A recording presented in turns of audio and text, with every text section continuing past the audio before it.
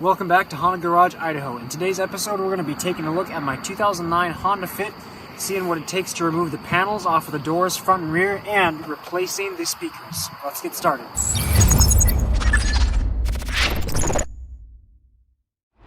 So for my project, I'm wanting to replace my door speakers in the front and rear doors of the Honda Fit, both sides, and that's the actual project I want to get done. But to do that, we do have to remove these door panels on the inside completely to access those speakers. So that's mainly what we're going to be focusing on in this video, is the steps to take these panels out. And then of course I'll show you my speaker replacement. It's very simple once you're actually in there, and give you an idea of the kind of parts that you need for that. So let's get started with our front door. So our first step is going to be removing this panel here that runs all along where the armrest area and controls are. To do that, we're going to start by taking a plastic panel removal tool and pushing in this indent right here. You can see there's a little opening in the plastic and a small tab in there. So we're just going to push that down with our tool. Then we can use the tools to pry outward from this panel and remove it from the front backward. Now this panel is held in just with a bunch of little clips here that hook onto the door, and on the very back there is this tab that sticks out, so that's why you'll want to remove it front to back. It sort of pivots around that tab and then you can slide it outward. Next up, we have two Phillips head screws to remove, one on the interior door handle and one behind that panel we just removed underneath the window controls. I'll be removing both of those screws with my fancy ratcheting screwdriver, lttstore.com. I'm in too deep.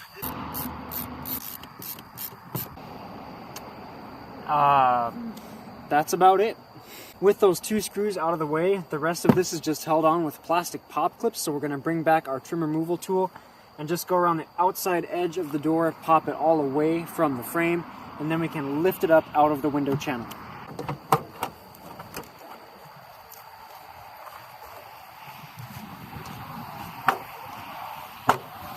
Before moving the panel, don't forget to unplug your connector for the window controls and locks. There's a little tab here in the center of the connector you can depress to unlock the plug and pull it backward. The passenger side one is a little bit different size and shape, but it does still have a locking tab in the middle. So with our panel basically free floating here, we can just lift it up right out of this channel on top of the door. This channel in between the window glass and the door is what the top of this panel sits in. As we remove it, we're going to turn our door handle sideways and feed it backward through the opening. We'll also make sure our electrical harness comes through this opening without getting snagged. And now our front door panel is free. Now the door panel is held in place with all these plastic push clips here. They run all the way around the outer edge, and one thing you will want to check after removing this is to see whether any get stuck in the door, because they can slide out of these slots in the plastic quite easily. If you break some, as you can see, I've cracked the top of mine here, so it may not be reusable. They're super cheap and easy to find. So before you put your panel back on, make sure that there's none left in here. Go ahead and pull them out of the door. If so, slide them back into the door panel so that it clips in correctly all the way around. Now, if you want to prevent your door handle from sagging down while you're working in here and kind of pulling your insulation down and everything, you could also hold this up here and just use that Phillips head screw to re-secure it in place temporarily. But now let's take a look at our speakers. These are going to be the same on the front and rear doors, and the Honda speakers on this model are super easy to remove. We have one Phillips head screw that will back out here, and then there's two plastic prongs on the speaker mount down here that sort of hook into the door frame. So once that Phillips head screw is loose, we're going to pry our speaker out on the top side and then lift it up before it comes all the way out of the door.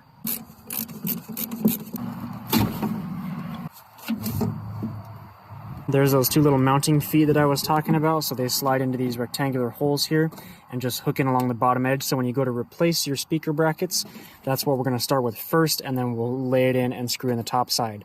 So let's take a look at the brackets I got. Now, there's a few companies that make these brackets. This is just the cheap version I found on Amazon, a generic brand. They should work just fine. They do still have our plastic legs that will clip in here, and they did come with new screws on the top. However, they did not come with screws here to mount my speakers, so I'll have to find some for that. Now, most of these aftermarket brackets are compatible with 6.5 inch or 6 3/4 inch speakers. I'm going with 6 3/4 inch today, but either one should bolt up just fine and should fit in here behind the factory grill no problem. So to finish removing our factory speaker, let's unplug the connector back here. We're going to pinch in these tabs on either side of the connector right here, squeeze those to unlock it, and then we'll pull our speaker out. We are going to also need adapters if we don't want to just chop off our factory wiring, plus this will give us some slack to play with. Again, these are just the cheapo option off Amazon. They should work just fine. There's plenty of brands out there, and these will fit quite a few Hondas in around this year range. Looking at the connector we're about to plug in, you'll see on the top side here, there's sort of an alignment tab that runs down through the center, so it will only plug in one way. And you can see on our factory speaker here, along this top side, there's a divot that matches that. So we'll line the two ends of our connector up. We'll just push to insert this plug all the way until we can hear the side tabs click to indicate a successful latch. So with the wiring ready, let's grab our brackets and install those. We'll make sure the wiring goes through the center of the bracket. Then we'll hook the feet in here and push down to make sure those are secure in place. Then we can install the bracket with the included screw in the top. Okay, now it's time to install our new speakers. This is a Kicker 6 3/4 inch model here. Sort of a budget-friendly speaker, but should definitely still be a big upgrade. Because, as they say, there's no replacement for displacement, and that, I think, will definitely be the case here. Before we mount our speaker on the bracket, we do, of course, want to connect the wiring. For most aftermarket speakers, you're going to have a small pigtail on the ground and a larger pigtail for the positive, so those should only mate up one way.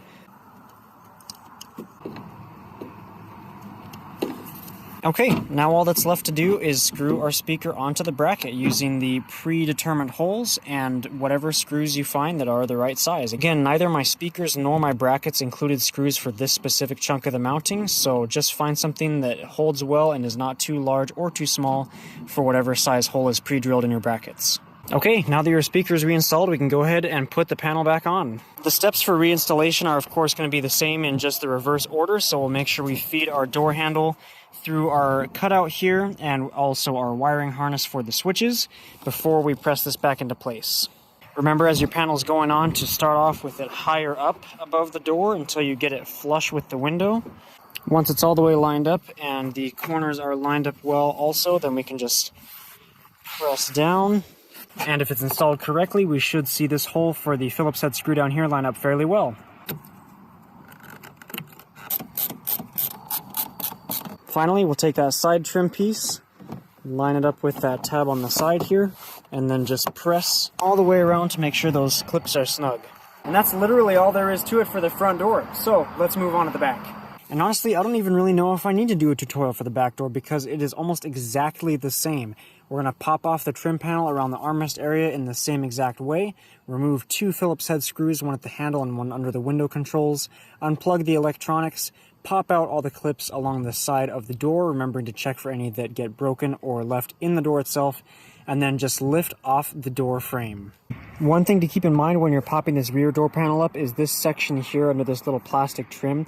Now you don't actually have to remove this to get the door panel out, it just tucks under a little bit, so once everything is loose and you pop this panel up, try and slide it a little bit forward before you lift it out of the door, and that will help you clear this trim no problem. And the process for the speakers is the same as well. Unscrew the old bracket, remove the speaker, unplug the wiring, and then reverse order, install your new bracket, install the wiring adapter, and install your new speakers. And just reverse the steps one more time to button it all up. Okay, well that about wraps it up. Whether you're replacing a blown speaker, upgrading all your speakers for fun, or you're just working on something else behind the door panel, that's all I've got to show you for this video. And speaking of which, if there is something else inside the door that you'd like to see a video on replacing or repairing, do let me know in the comments. Otherwise, until the next video, thank you so much for watching.